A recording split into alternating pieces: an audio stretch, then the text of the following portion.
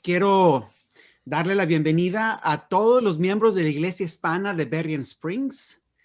Es un sábado bendecido aquí en Berrien Springs. Sabes que el sábado pasado hacía frío, pero este sábado estamos bien agradable, unos 14 grados centígrados. Ustedes utilizan centígrados, aquí es maravilloso a esta altura del año. Y soleado el día, soleado. Así que hoy vamos a disfrutarlo, vamos a caminar, vamos a tener pues muchas bendiciones. Y esta escuela sabática, pues es una escuela sabática muy bendecida porque tenemos dos invitados muy especiales. Y quiero presentar primero a Ana. Ana Harper, es Ana Castillo de Harper. Ella es maestra, ella ha sido maestra durante muchísimos años en todos los niveles, incluyendo el nivel superior como docente en la Universidad de Montemorelos, en la Escuela de Educación, si recuerdo bien, Ana. Sí. Ella también es madre de 3 hijos y abuela de 6 nietos. Y bueno, una carrera como educadora muy especial, una fantástica contadora de historias. Y bueno, a mí me encanta escucharla. Ana, bienvenida a nuestro programa. Gracias. Sí, y también está Carlos. Carlos, yo lo he conocido hasta bastante tiempo, pero hace un momento estamos platicando exactamente dónde nos conocimos. Carlos, él es maestro del Nuevo Testamento en la Universidad Adventista en Sao Paulo, en UNASPI, ingeniero Coelho.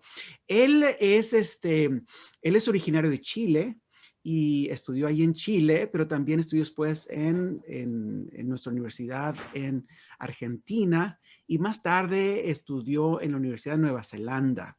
¿Cuántos años viviste en Nueva Zelanda, Carlos? Viví 6 años. 6 años, haciendo tu doctorado ahí. Yo pensé que te había conocido allí, pero no. Yo visité ese lugar un poquito antes de que tú llegaras. Pero nos hemos conocido en otros eventos, en eventos de la iglesia, en otros lugares. Y quizás uno de los primeros fue ahí en Bolivia, donde tú fuiste maestro. Carlos, bienvenido. Saludos a tu familia, a tu esposa. Y bueno, es un privilegio tenerte aquí en este programa. Bienvenido, Carlos. Muchas gracias. Quiero pedirle a Ana que tenga la oración para iniciar en esta mañana. Ok.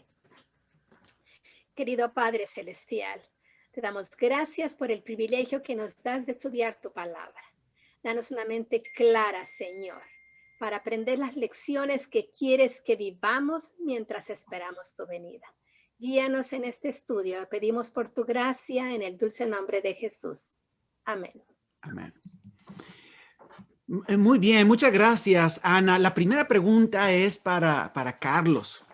Fíjense que yo no sé ustedes, pero a mí me pareció, esta lección que estamos estudiando, me pareció una lección muy interesante, pero me costó trabajo conectarla con la educación. Mientras estudiaba la lección, dice, ¿cómo se conecta esta lección con la educación? Y después de pensar un poco, me pareció que podemos aproximarnos al estudio de esta lección a través de ciertos valores que son importantes en la educación. Cada día de la lección analiza una historia y cada historia resalta un valor. Y Carlos, la lección del domingo habla de la historia de la caída de Adán y Eva en el Edén. La lección habla de cómo Adán y Eva se sintieron avergonzados por su pecado y por sentirse desnudos y se escondieron. Dios, sin embargo, vino preguntándoles, ¿dónde estás tú? La pregunta es, ¿por qué es la vergüenza un problema fundamental del hombre y la mujer? ¿Y qué podemos aprender de esta lección acerca de cómo podemos ayudar a nuestros alumnos o a nuestros hijos, que también son nuestros alumnos, a vencer el problema de la vergüenza? Bueno, me parece interesante cuando vamos al pasaje, nos encontramos con una sorpresa cuando vemos un poco antes lo que dice el texto bíblico, ¿no?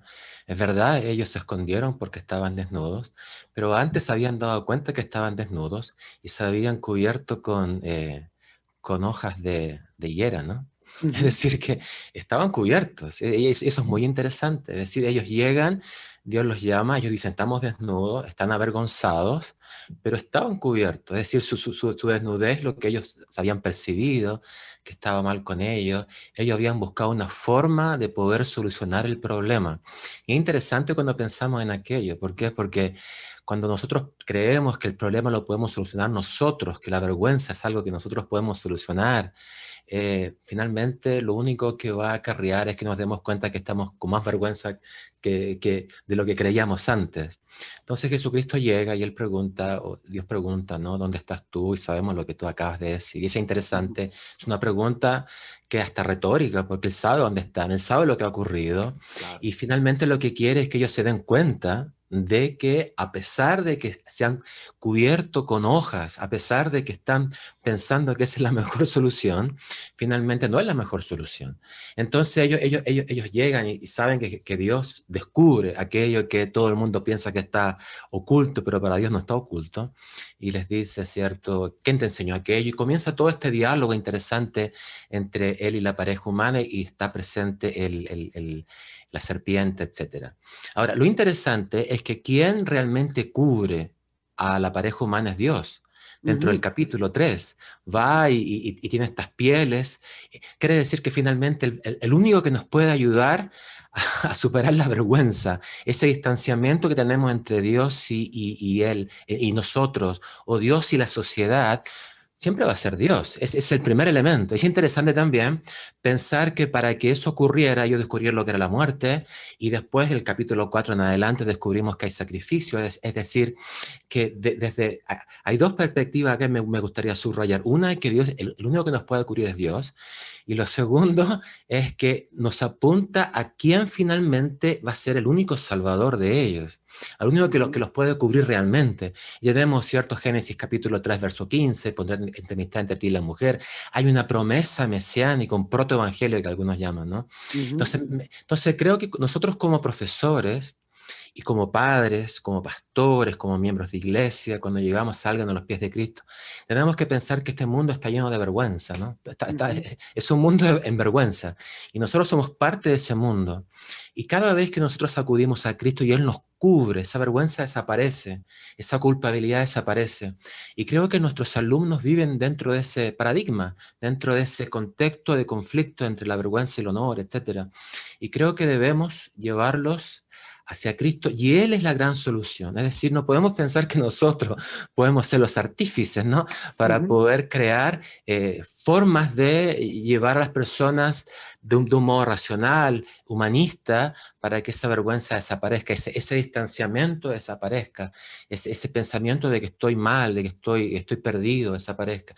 El único que nos puede ayudar a encontrar el camino finalmente siempre va a ser Dios. Entonces creo que como maestro tenemos que llevarlos al gran maestro. Creo que la lección está subrayando aquello, ¿no? Claro. El gran maestro es Jesucristo. Y nosotros simplemente somos los maestros con minúscula. Somos aquellos que aprendemos nosotros mismos del gran maestro y descubrimos nuestra vergüenza con la justicia de Cristo. Ese es el gran llamado. Entonces creo que esa es la buena noticia. Esa es la buena noticia. Gracias, Carlos. Fíjate que este asunto de la vergüenza, como tú mencionas, qué interesante es, porque ellos se sienten desnudos, pero no están desnudos, se han cubierto, ¿verdad? Pero delante de la presencia de Dios es como que Él ve todo, ¿no es cierto? Él lo ve todo.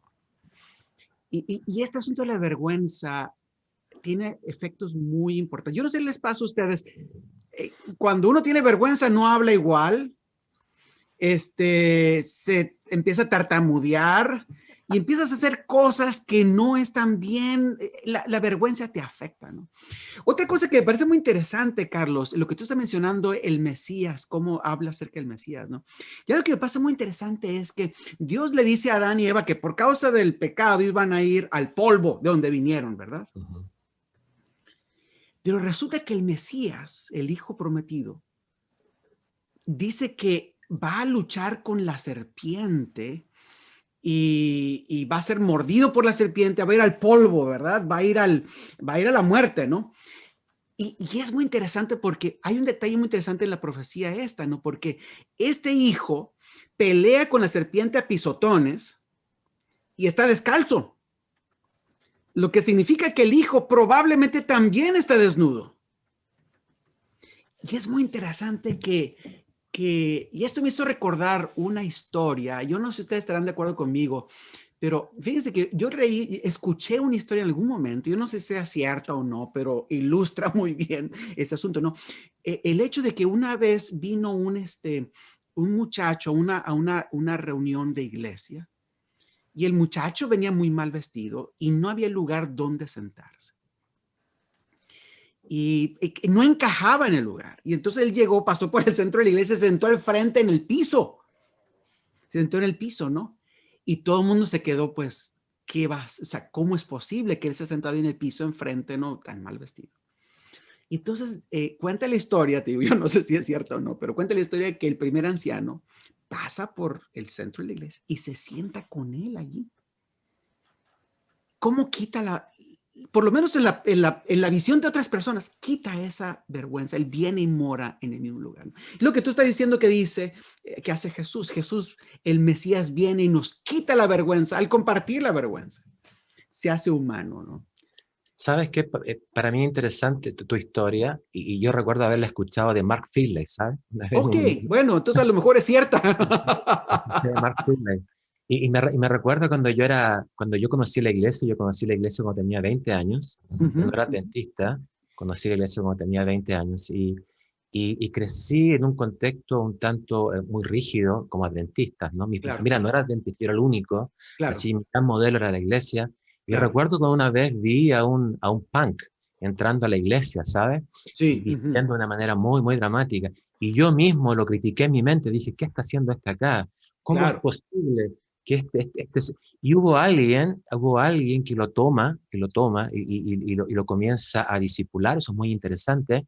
Y meses después, yo salí a estudiar, meses después vuelvo a la iglesia y lo encuentro ahí vestido diferente, de un modo diferente, y era maestro de niños, ¿sabes? Yo creo que la gran lección que aprendí fue que nosotros tendemos a no tener esperanza en las personas, obviamente, pero siempre hay grandes maestros dentro de la iglesia. En este caso fue una gran maestra que lo tomó y vio potencial en él.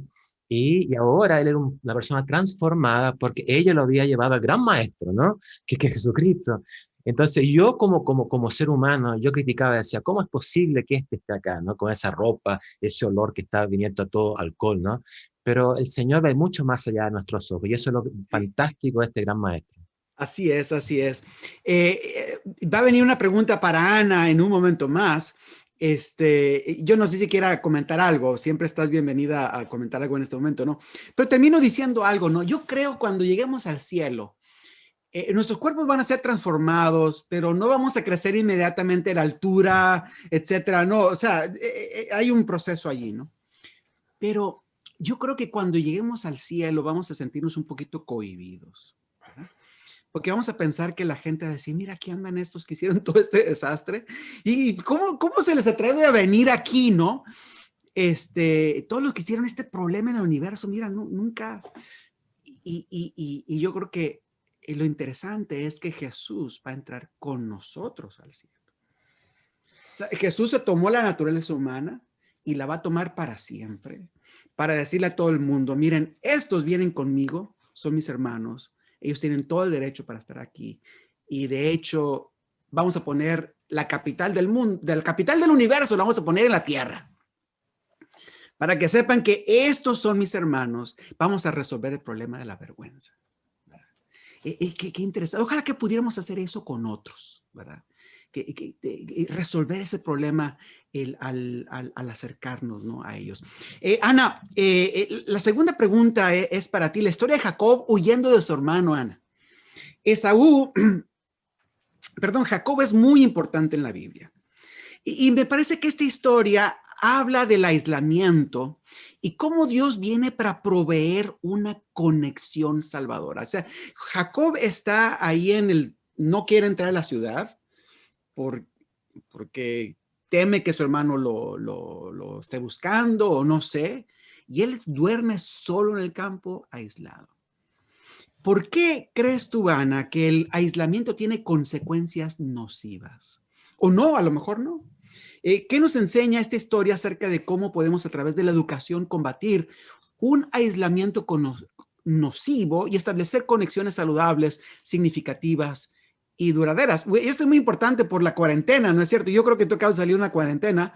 ¿Y qué nos enseña este pasaje acerca de nuestra relación con los demás? Mira, voy a dar un voto a favor del autor de la lección, particularmente de esta semana. Ok. El que por escenarios nos pasee.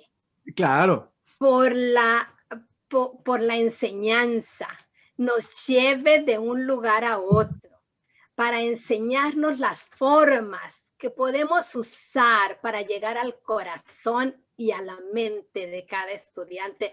Para mí fue fascinante.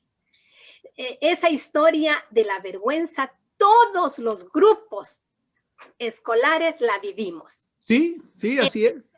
El grupo que llega el primer día a clase quiere que la maestra, el maestro tenga un concepto de mí, o sea, que nada más él sepa. Si a algún compañero se le ocurre decir algo de mí del curso pasado, lo ahorco. Que esta maestra tenga este concepto y entonces hablan con propiedad y el que no puede hacer con propiedad las cosas, entonces, ¿qué chiste hago para entonces ser el toque de la clase que le va a dar humor, pero pues soy importante? Okay. Claro.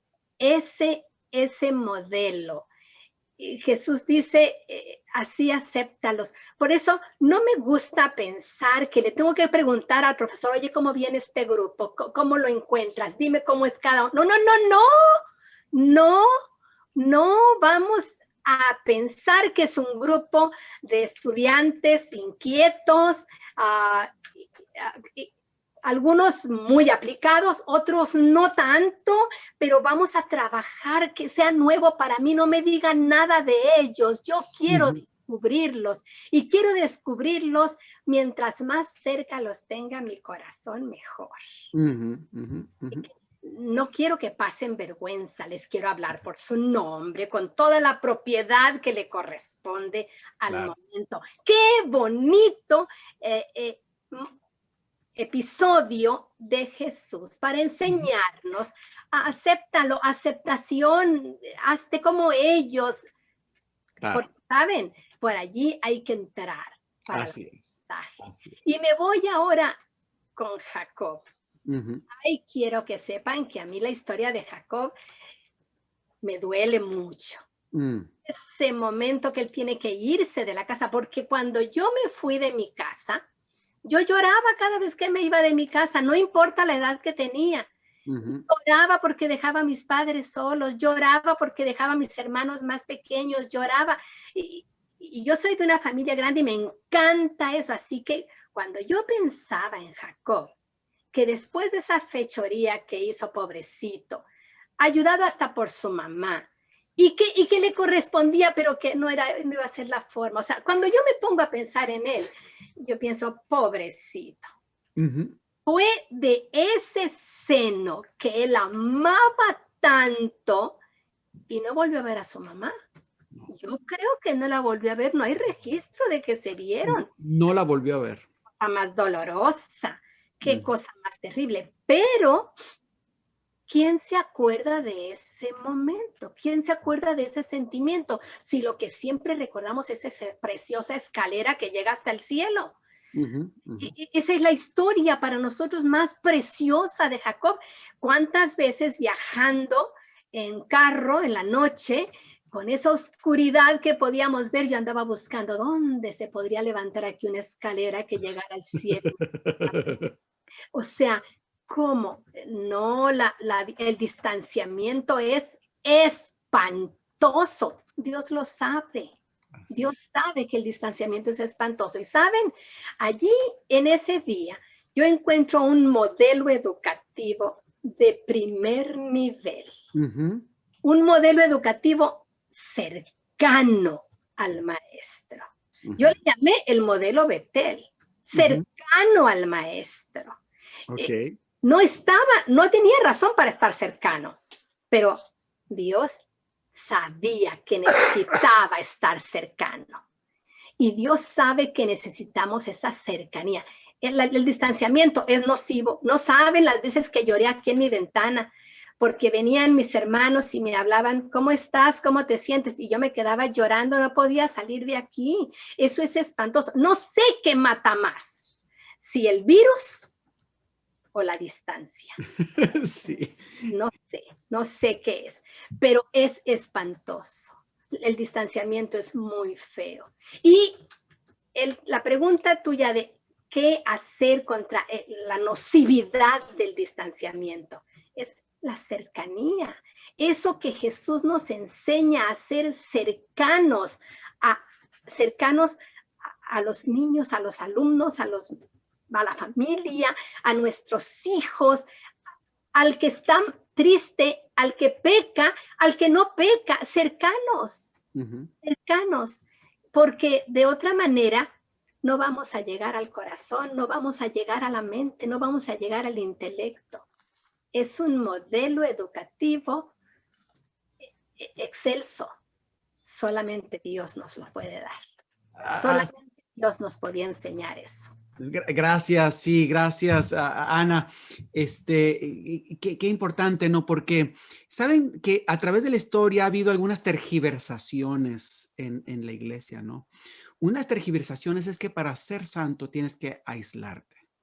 Yo recuerdo haber viajado en algunos lugares, yo no sé si tú has visto eso, Carlos, ahí en Grecia, en Meteora, hay unas columnas, o sea, hay unos acantilados enormes, Ana, y en la punta están los monasterios, ¿verdad? Y la única forma de entrar allí es a través de una cuerda, ¿no? Ahora han construido puentes porque ya es un lugar muy bonito para visitar. Pero a mí me sorprendió ver que todavía hay, en algunos lugares del mundo todavía hay ascetas que viven en las cuevas arriba, completamente apartados de la sociedad por años. Y es una forma de encontrar la santidad. Pero en la Biblia, Dios se hace hombre para el Santo de Israel se hace hombre para estar cerca de nosotros. Qué increíble, ¿no?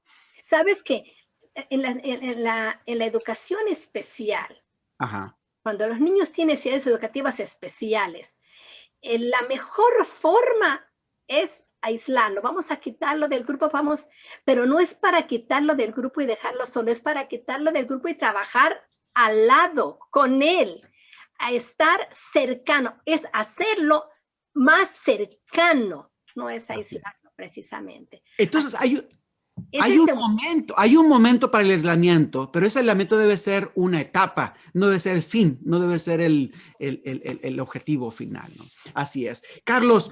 Es la forma de combatir. Vas a combatir el aislamiento, lo vamos a hacer acá, lo vamos a sacar del grupo porque vamos a combatir el aislamiento en un trabajo cercano, al lado de él. Fíjense que, bueno, yo lo he contado esto por Facebook y mi hija me ha dado permiso de esto, ¿no? Pero mi hija tuvo dificultades en la escuela y por razones que nosotros no entendemos todavía, ¿no?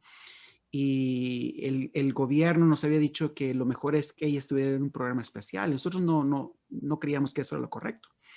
Y así que le metimos en la escuela original, pero ella batalló mucho. A los 3 años, el 3 años de primaria, ella no podía y tuvimos que sacarla de la escuela. Y ella empezó un proceso de educación en casa.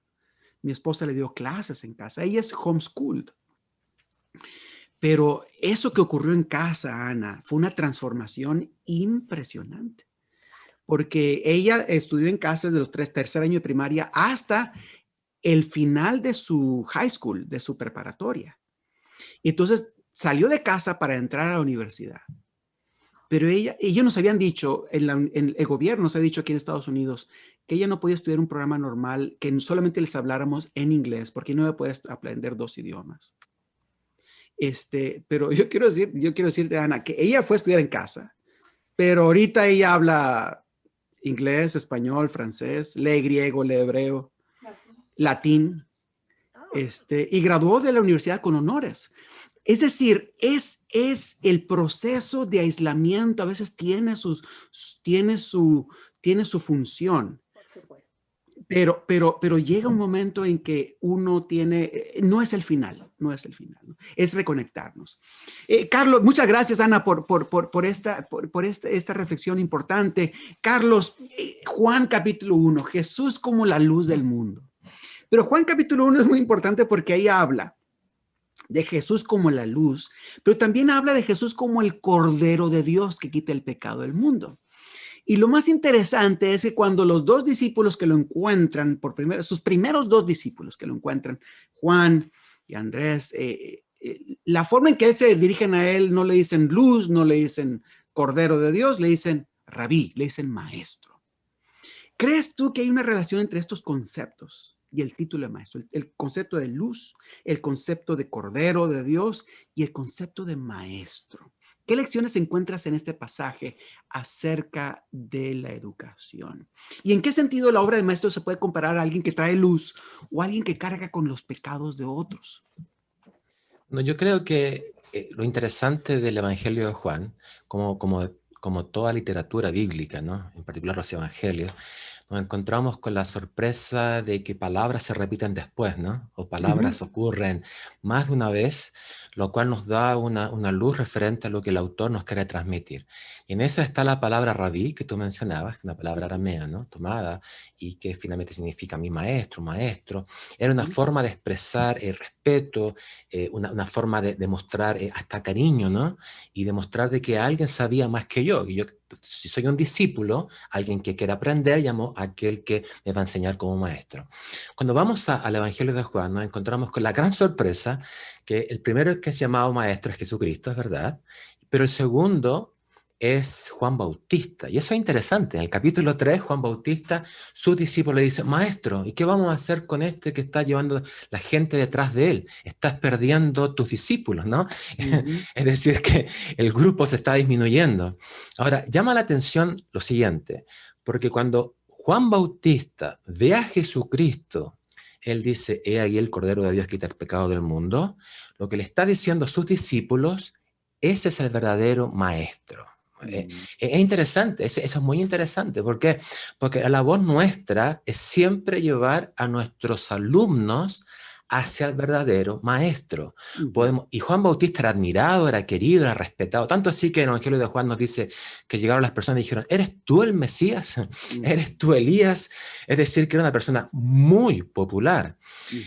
Pero él reconoce que él tiene que menguar, ¿no? Y eso es importante dentro de esta historia. ¿Por qué? Porque muchas veces quizás nosotros queremos ser alabados, queremos ser aplaudidos, olvidándonos que nosotros simplemente somos instrumentos que llevan al verdadero maestro. Es decir, nuestra luz no es propia, es una luz que brilla porque hay alguien que brilla detrás nuestro y tenemos que llevarlos a esa luz para que finalmente ellos puedan brillar. Eso sería una primera cosa que me parece que es interesante reflexionar.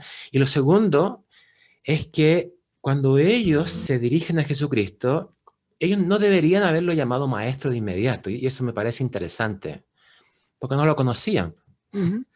Pero su maestro, que era Juan Bautista, tenía tanta autoridad como para decir, no, ese es el verdadero maestro. Quiere decir que la influencia del profesor es tan grande que tenemos que tener cuidado cuando nosotros decimos alguna cosa o damos una opinión, porque somos influenciadores, influenciamos la mente de las personas, de nuestros alumnos. Así que tenemos que tener cuidado con aquellos cuando hacemos comentarios que están fuera de la realidad bíblica o de la realidad nacional, vamos a llamarlo de algún modo u otro.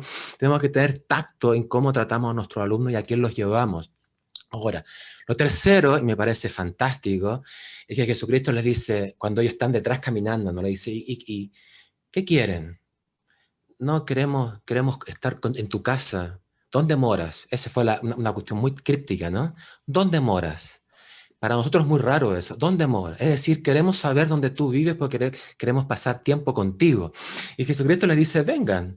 Y vieron dónde moraba él y pasaron toda la noche con él aprendiendo de ese maestro. Es decir, que Jesucristo dice, miren, quieren conocerme, vengan y pasen tiempo conmigo. Es decir, que el gran maestro quiere enseñarnos y aprendemos de él cuando pasamos tiempo con él. Aquí en Brasil hay una fruta, y siempre digo lo mismo, ¿no? En Brasil hay una fruta que se llama jabuticaba. Y jabuticaba es una fruta muy particular de esta parte del Brasil. Aquí en la casa tengo 2 árboles de ella. A mí me encanta, a mi familia le encanta. Hay que regarla siempre, ahora no está dando fruto. Y si yo te quiero decir a ti, Félix o Ana, ¿cómo es la jabuticaba? Es difícil describirla, o sea, es muy difícil para mí. Es como una, no sé, es como algo raro, ¿no? Pero es fantástica. Entonces sería fantástico que te dijera, pero Félix y Ana, vengan acá y prueben. Es Te decir, aceptamos la invitación, de hecho. es decir, que cuando nosotros queremos conocer al maestro, él mismo nos está diciendo, vengan y sepan cómo soy yo. ¿Por qué? Porque ya un maestro me está diciendo, él es el gran maestro.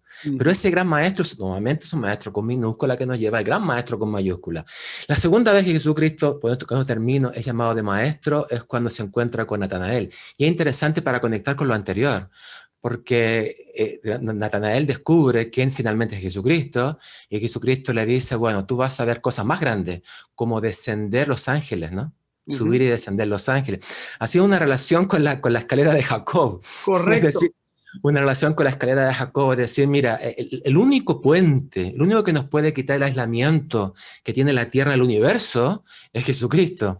El único que nos puede conectar a nosotros nuevamente con todos los seres vivos, ¿no? Que están en el universo, que alaban a Dios también, es Jesucristo. Y el único que nos puede quitar del aislamiento es Jesucristo, porque Él es la gran escalera. Esa es la interpretación del Nuevo Testamento, ¿no? Es decir, la gran escalera es Jesucristo. Y creo que nosotros como maestros, como profesores, tenemos que llevar a nuestros alumnos, amigos, hacia el gran maestro, que es la gran escalera que nos quita el aislamiento. Qué interesante, porque fíjate que esto de Jesús como la escalera que tú mencionas en el caso de Natanael, yo no recordaba eso y es cierto, ¿no? ¿Cómo necesitamos a Jesús hoy? Aquí en Estados Unidos estamos en el proceso electoral, ¿verdad? Y es un proceso que ha mostrado una profunda polarización de este país, ¿no? Y yo no soy ciudadano americano, pero vivo aquí. Y hay una profunda polarización de la población. Pero yo sé que esto que ocurre aquí en Estados Unidos ocurre también en otros lugares. Hay una polarización en el mundo y una de las labores del maestro es combatir esas polarizaciones, ¿no? Es conectarnos unos con otros de regreso, ¿no? Muy bien. Mira, Ana, el caso de la mujer cananea, quizás es una de las preguntas más difíciles, de la reservé para ti, Ana. El caso de la mujer cananea a mí me sorprende, porque habla de Jesús como maestro, y es una historia muy bonita de una mujer que se mantiene firme y le gana un argumento a Jesús, ¿verdad? ¿Qué lecciones podemos aprender de este pasaje de Jesús como maestro? También es cierto que la perseverancia, el saber superar las dificultades y el rechazo son las características más importantes para una persona. ¿Cómo podemos enseñar perseverancia y la superación del fracaso y el rechazo a nuestros alumnos y a nuestros hijos, ¿no? Mira, esta lección es un tratado de didáctica. ¿Okay? Vamos a buscar esos principios de enseñanza desde el domingo hasta el viernes, y le vamos a encontrar principios. Te voy a decir que tenía un maestro, yo estaba coordinando la escuela normal, y no era un maestro favorito. Los alumnos tenían dificultades con él. Y yo sabía que el siguiente semestre venía una clase que era ligada, y entonces estaba pensando quién iba a ser el maestro de la siguiente clase, porque no creía que hubiese tan buena disposición para tenerlo un segundo semestre. Y en una ocasión en el pasillo encontré los maestros y a los alumnos, y me dice uno de ellos en un grupito: maestra, ¿quién nos va a dar el próximo semestre la clase de geometría? Y yo pues me quedé pensando, no quería decirles porque quería escucharlos a ellos, era importante. Y entonces le dije, pues yo estoy pensando, estoy buscando quién va a ser el maestro. ¡Ah! Y ellos me dijeron, no va a ser el maestro fulano, que era el que maestro. Y yo les dije, pues no estoy segura. No, maestra, sí, que sea él sea nuestro maestro el próximo semestre. Y yo les dije, ¿cómo? ¿Ya lo quieren? Y me dijeron, sí, maestra, desde que Jennifer lo regañó. ¿Cómo? Jennifer, una niña, una mujer. Jennifer, ¿regañaste al profesor? Entramos al aula y quise saber la historia y entonces ellos me la contaron. Maestra, ¿se acuerda de aquel incidente así, así, así? El maestro estaba muy molesto y hasta le dijo a usted que no quería seguir dándonos clases y así lo otro. Entonces, maestra, Jennifer se levantó y le dijo, usted es un orgulloso. Y el profesor se quedó, ¿quién habló? ¿Quién habló? Y hasta los compañeros se sintieron asustados de que Jennifer tuviera el valor de levantarle la voz al profesor y llamarle la atención. Ese incidente, el profesor lo tomó con respeto, gracias a Dios. No se molestó con Jennifer, discutió allí con ella, argumentó, más que discutió, argumentaron. Y Jennifer tuvo el valor de argumentar al profesor. Y de ahí Jennifer y el profesor se hicieron amigos. El profesor le daba su valor a Jennifer y Jennifer se sentía segura y hablaba y les decía a los estudiantes y eso hizo un ambiente que los alumnos, los otros compañeros también se unieron y se vieron que Jennifer se podía hablar con el profesor así, se podía hablar y discutir y argumentar y el profesor lo permitía y eso fue un elemento que hizo un ambiente cordial de aprecio y de deseo de querer que ese profesor siguiera siendo su profesor. Ok. ¿Saben? La mujer cananea fue la Jennifer. La mujer cananea ve su oportunidad y entonces dice, yo quiero, por favor, tiene una necesidad enorme del tamaño de un hijo y ustedes saben lo que uno es capaz de hacer por un hijo. Claro. Entonces ella dice, espérate, aquí es. Este es el momento. Y entonces ella, como los estudiantes, está acostumbrada a levantar la mano y hablar. Claro. Y a escuchar. Los profesores nos dan indicaciones y nosotros nos callamos y nos quedamos quietecitos, pero Jennifer no. Y la mujer cananea dijo, sí, señor, es cierto. Los perritos tienen un beneficio. Por favor, que yo sea, aunque sea un perrito de esos. Dame oportunidad.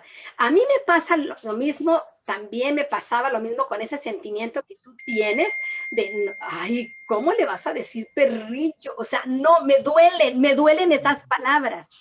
Pero cuando yo la veo desde el modelo de una mujer que se acerca, pide porque sabe para quién está pidiendo y a quién le está pidiendo. No me importa lo que tenga que hacer, es mi hija y es mi oportunidad de la vida, yo lo hago.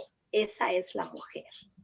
En el modelo educativo, saben que este es un modelo de aprendizaje, que es el modelo constructivista.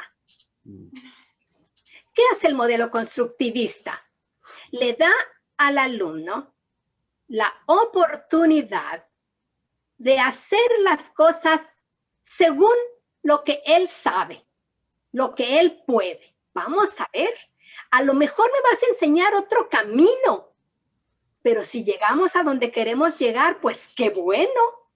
Y si el camino es más corto, es más fácil para ti, es más efectivo, vamos a seguirlo.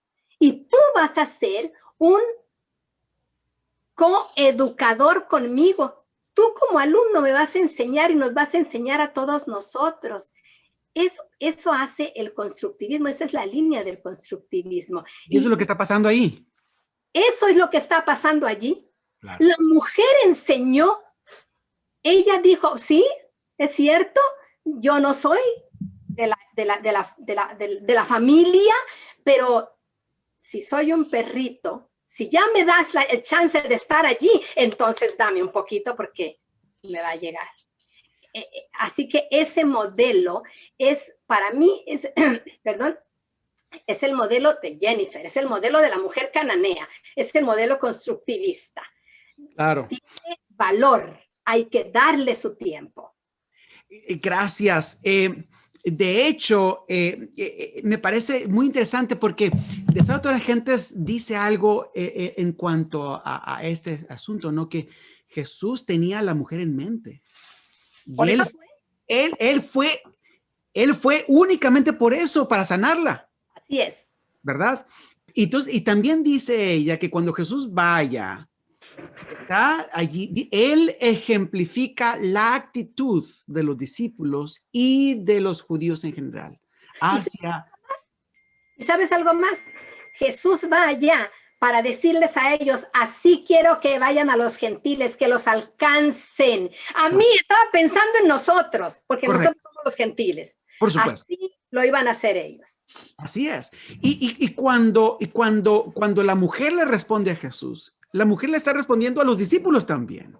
Todo ese diálogo interno, esas ideas internas son respondidas, ¿no? Así que encontramos aquí una mujer cananea que enseña, ¿verdad? Que junto con Jesús enseña a los discípulos en parte de la vida diaria, en una experiencia de la vida diaria, ¿no? Qué impresionante. Muchas gracias, Ana. Fue muy, muy, muy útil lo que tú nos enseñaste acerca de constructivismo. Carlos, vamos a hablar acerca de el ciego, ¿verdad? Tenemos una lección que habla acerca de esto.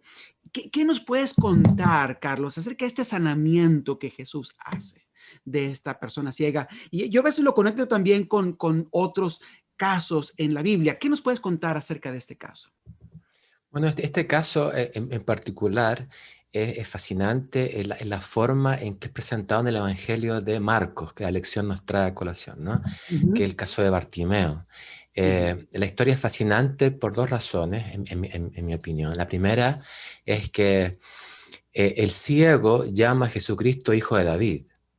Dentro del contexto del Evangelio de Marcos, el hijo de David era el Mesías. Quiere decir que Bartimeo está diciendo hijo de David, le está dando un tinte mesiánico. Eso es interesante. Sus discípulos o los líderes religiosos podían ver, pero no estaban viendo. Pero el Bartimeo, a pesar de que estaba ciego, entendía. Quiere decir que dentro de la perspectiva del Evangelio de Marcos, el hecho de ver comprende poder entender la realidad que están viviendo. Es decir, no porque tenemos ojos o porque tenemos educación, tenemos títulos, es porque entendemos las cosas. En otras palabras, Jesucristo está, o Marco en este caso particular, nos está mostrando que una persona honesta, con una actitud correcta, es aquella que puede disfrutar más de la presencia del Maestro. Ahora, cuando vamos al capítulo 8, nos encontramos con la segunda sorpresa. ¿Y cuál es la segunda sorpresa? En el capítulo 8 acontece que Jesucristo se revela a sus discípulos y les pregunta, ¿quién soy yo? Entonces, cuando comienzan a decir, tú eres tanto, y Pedro dice, como que le gustaba hablar a Pedro, ¿no? Tú eres el Mesías. Pero antes ocurrió algo interesante. Jesucristo sana también a un ciego, pero lo sana en dos partes. Entonces, algunos dicen como que se le acabó la batería a Jesucristo, que no pudo sanarlo completamente. O sea, dos partes, ¿no? Entonces, hay toda una ironía detrás. ¿Por qué? Porque este ciego actúa como una parábola viva de lo que los discípulos y el mundo en general pensaba de Jesucristo. Es decir, que lo sana, ¿y qué es lo que estás viendo? Veo a los hombres como árboles. Lo sana otra vez, el toque de Jesucristo, y ahora veo correctamente.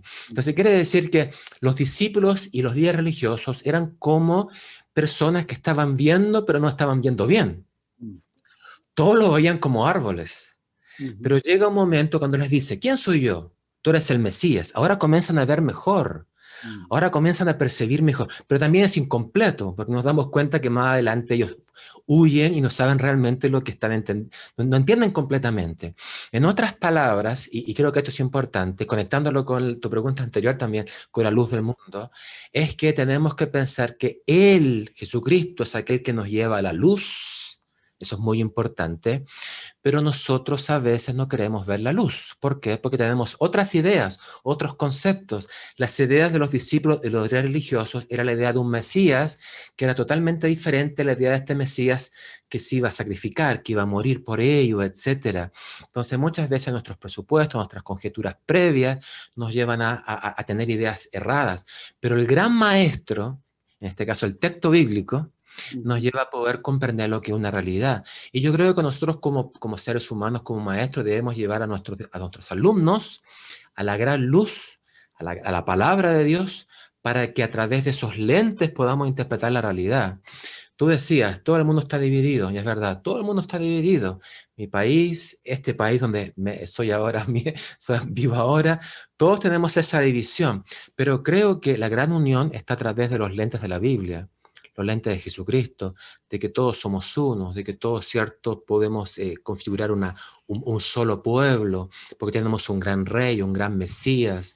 No sé, creo que los grandes problemas que vivimos quizás como seres humanos cristianos dentro de este mundo, los podemos comprender, entender, interpretar y solucionar a través de los ojos del texto bíblico, de saber de que esa luz, que es Jesucristo, esa es la única luz que nos puede iluminar y que nosotros podemos ser ciegos, ¿no?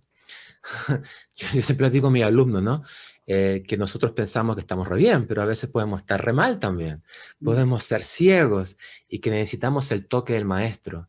Creo que esta historia nos muestra aquello. Nos dice que Bartimeo reconoció sin ver que Jesucristo era el Mesías y los otros que veían no lo podían ver. ¿Por qué? Porque ellos creían otra cosa distinta. Y creo que el que nos puede abrir los ojos siempre va a ser Jesucristo, el gran maestro, a través de la escritura bíblica. De hecho, qué bonito, ¿no? Jesús trayéndonos la luz para que podamos, abriéndonos los ojos para que podamos ver, ¿no?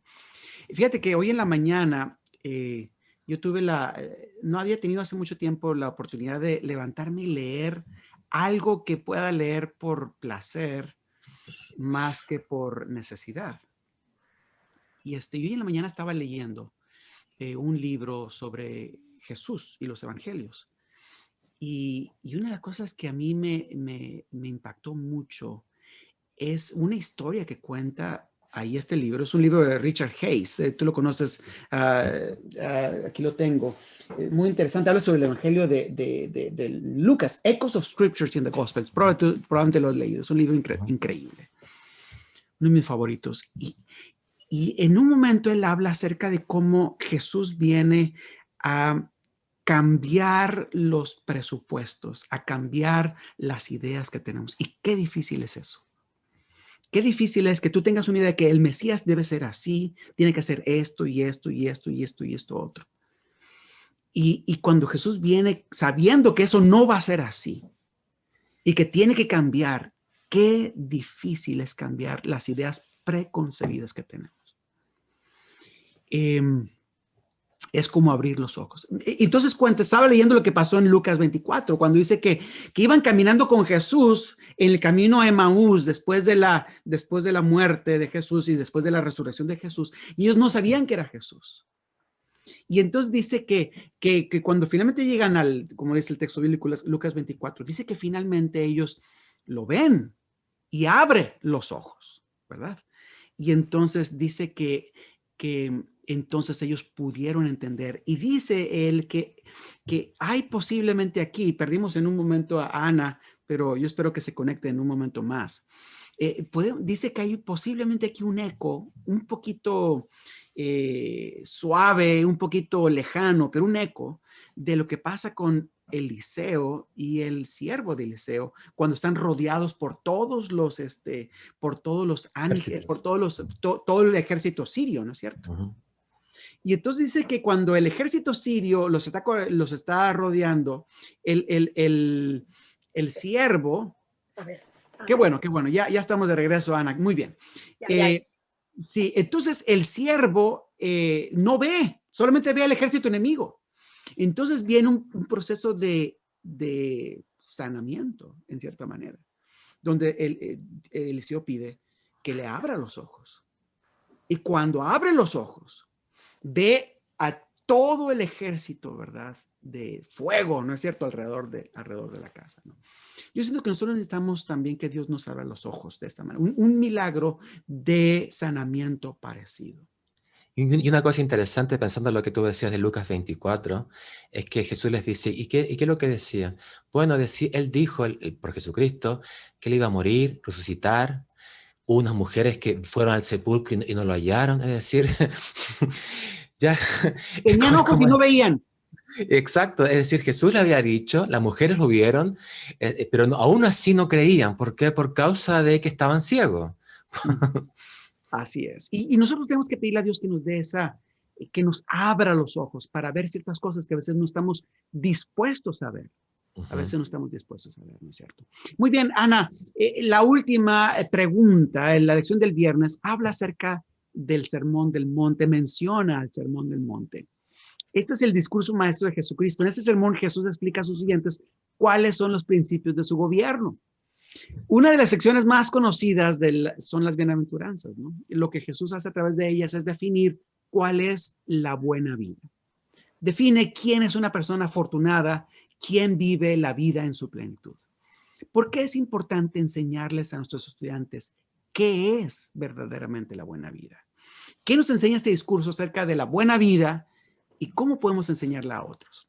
Mira, les voy a compartir una sección que el autor del libro 3 en 1 incluyó este trimestre. Se llama Las fábulas del bosque Fenton. Sí. Las está contando durante todo el trimestre. Ajá, las está contando. Les voy a compartir esta. A Roberto, un oso que vivía en el bosque Fenton, le encanta la miel. Dada su pasión, decidió que estudiaría todo sobre la miel, incluyendo cómo se fabrica. Ahora, cuando el oso Roberto decidía hacer algo, jamás lo hacía a medias. Pasó días con un panal de miel estudiando las intrincadas técnicas de elaboración. Estudió en el campo, estudió en el Colegio Universitario Técnico del Gran Árbol, estudió en la biblioteca, estudió en su guarida, se empeñó en obtener un doctorado en mielología. Siempre estaba investigando algo nuevo sobre las abejas y la miel. Cualquier cosa que le preguntaran sobre la miel y las abejas, él tenía la respuesta. El oso mañoso vino a él un día con miel goteando de su boca y sobre sus papadas.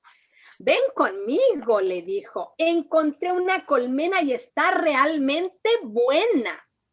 No puedo ir ahora, respondió Roberto. Acabo de aprender información nueva sobre la construcción de las colmenas. ¿Construcción de colmenas?, dijo mañoso en tono burlón. Olvídate de eso. Ven conmigo a destruir esta colmena. Vamos a comer. No, dijo Roberto. Necesito aprender esto. Entonces, Mañoso se fue a comer mientras Roberto memorizaba la geometría de las celdas de cera. Entonces, el viejo búho sabio dijo: el conocimiento puede llenar la mente, pero no vale mucho a menos que también llene el estómago. ¿Ok? De la misma manera, Nosotros tenemos el conocimiento. ¿Qué hacemos con él? Ese es el mensaje del Sermón del Monte. Todo eso que el Señor Jesús nos quería enseñar, lo enseñó de manera práctica. Bienaventurado los pobres en espíritus. ¿Quiénes son ellos? Y el deseo de todas las gentes hace una descripción para decirnos en qué consiste cada uno de esos principios que nosotros debemos saber, pero que debemos saber vivir. Uh-huh. No podemos estar aprendiendo, pero que no nos llene el corazón, porque nos va a pasar lo mismo que a Roberto. Qué importante, Ana, qué tremendo, porque a veces yo pienso, ¿no?, en las tendencias que muchos podemos tener a solamente convertirnos en expertos en algo sin haberlo experimentado. Y hablar mucho de algo que nunca hemos vivido, nunca hemos sentido, ¿no? Y necesitamos experimentarlo. Yo no sé si tú quieres comentar algo, Carlos, en cuanto a este asunto del Sermón del Monte. Lo que me parece interesante del Sermón del Monte es la forma en la cual el maestro viene a enseñar la ley. Uh-huh. Él dice, ustedes escucharon esto, yo les voy a decir lo que realmente significa. Uh-huh. Él no viene a anular la ley, eso lo dice claro en el verso 17 en adelante, uh-huh. y está claro también que lo que él hace es amplificar la ley. Uh-huh. Creo que el gran maestro y Jesucristo vino para hacer aquello, es decir, el Sermón del Monte es una prueba de aquello. Él no viene a decir que la ley está abolida, él viene a decir que la ley debe ser guardada y nos da una amplitud mayor. Y para mí es fascinante cuando, por ejemplo, dice a sus discípulos, los que son miembros de este reino, que somos nosotros, él dice que no adulterarás, pero si tú miras a una mujer, es decir, que la ley no es solamente una cuestión legal, es una uh-huh. cuestión de actitud, es una cuestión de vida, es una cuestión que transforma el corazón, la mente. Y me parece que hasta ataca a aquellos que piensan que simplemente por decirle Señor, Señor, ¿se recuerdan, no? Uh-huh. Echamos demonios, hicimos un montón de cosas, vivimos una religión plena, una religión completa, con todas las leyes, fuimos exorcistas, y él les va a decir, yo no los conozco, ustedes no son nadie para mí, porque la verdadera fe, la verdadera religión es construir la vida sobre la roca, que sería Jesucristo, etcétera, que después lo describe en Mateo 16. Entonces, me parece que el Sermón del Monte es fascinante porque nos da una visión de cómo el gran maestro enseña, cómo el gran maestro muestra verdades, cómo el gran maestro revela verdades y cómo el gran maestro nos invita a seguir las verdades. No solamente a quedarnos con una porción de la escritura, sino que nos invita a ampliar esa escritura y a poder crecer y conocer mucho más de lo que el Señor nos quiere decir. Para mí eso es lo mejor del gran maestro, ¿no? Y nos revierte la tarea. Ustedes son la luz del mundo, ustedes son la sal de la tierra, ustedes les toca hacer esto, hacer la diferencia. Hace la transición del conocimiento a la vida, del conocimiento a la misión, del conocimiento a mi futuro, ¿no es cierto? Así que, qué tremendo. El gran maestro hace esas transiciones, ¿verdad? Esas transiciones de la filosofía a la vida práctica, ¿no es cierto? De la teología a la conducta personal, ¿no? Amén. Qué tremendo. Muchas gracias. Muchas gracias, Ana. Muchas gracias, Carlos. Ha sido muy interesante escucharlos en esta mañana. Creo que muy útil para todos. Antes de terminar, voy a pedirle a Carlos que haga la oración al final. Pero antes de terminar, quiero invitar a todos los que nos ven que continúen con nosotros. Más adelante, a las 11:30, tendremos el culto divino en esta misma liga con la Iglesia Adventista Hispana de Berrien Springs. Un saludo a todos. Así que, Carlos, despídenos en oración. Seguro. Vamos a orar. Querido Padre Celestial, muchas gracias por el privilegio que tuvimos de poder ir a tu palabra, de poder descubrir estas perlas, donde nos muestras lo maravilloso de este gran maestro que es Jesucristo. Ayúdanos siempre a llevar a nuestros alumnos a Jesucristo y aprender también de él, nosotros también como alumnos y discípulos. Te pido nos crecer siempre en gracia y en conocimiento y sobre todo para poder servir y enseñar a otros a poder acudir a Dios cada día. Gracias, Padre, por todo. Te lo pedimos en el nombre de Jesús. Amén. Amén. Muchas gracias. Que Dios les bendiga abundantemente.